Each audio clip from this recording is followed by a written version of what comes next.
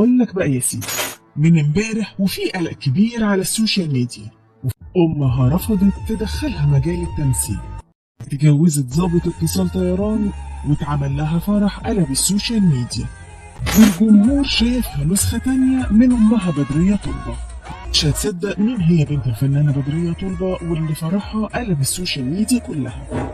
المتابعين بيسألوا عن سلمى، العروسة اللي قدرت تخطف أنظار الجمهور بجمالها، وإيه سبب اختفائها السنين اللي فاتت،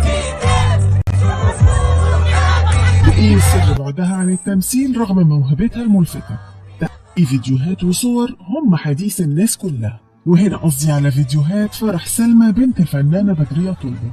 ولاحظ الجمهور إن بدرية طلبة عملت فرح ضخم جدا لبنتها، حضروا كل النجوم، ومن كتر خوف الفنانة بدرية من الحسد والعين عملت حركة جريئة شويتين، وجابت حلويات على شكل عيون زرقاء، وبدأت توسع على الناس وترقي بنتها وتخمس من العين والحسد.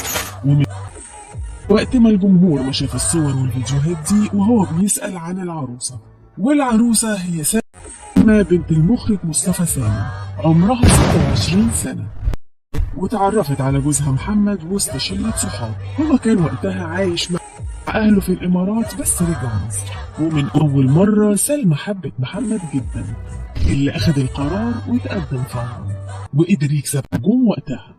وفضلت سلمى بعيدة عن الأنظار من وقت الخطوبة لحد ما فاجأت الجمهور من يومين بحنتها وعلى التواصل الاجتماعي وسط حالة كبيرة من الفرح اللي عاشها الجمهور ومحبي بدرية طلبة.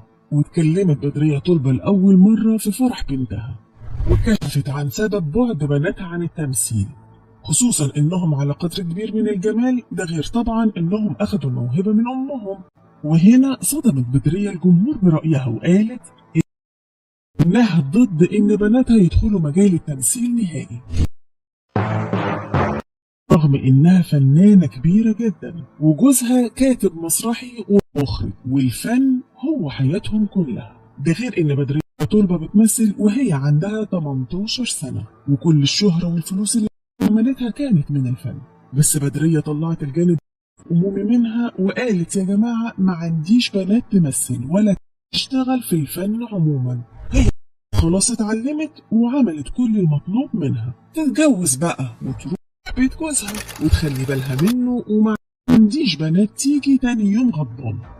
وجهت بدرية رسالة لبنتها وقالت بقول لبنتي خلي بالك من جوزك، ومفيش حاجة اسمها اخد شنطة هدومي واروح عند امي، الكلام ده بقى قديم، واي مشكلة في الاخر بتنتهي. احنا ناس ما بتحبش مشاكل وبنتأنف مين اللي جاي لبنتنا.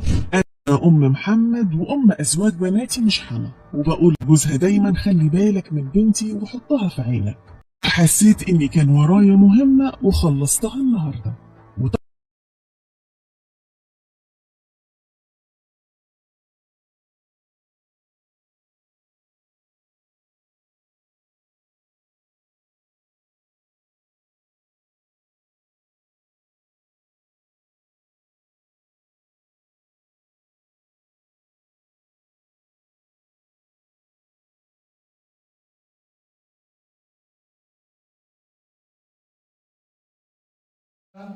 علي القدير أن يجعل محمد زوجا صالحا وفيا هينا لينا سهلا لسلمى. قولوا آمين.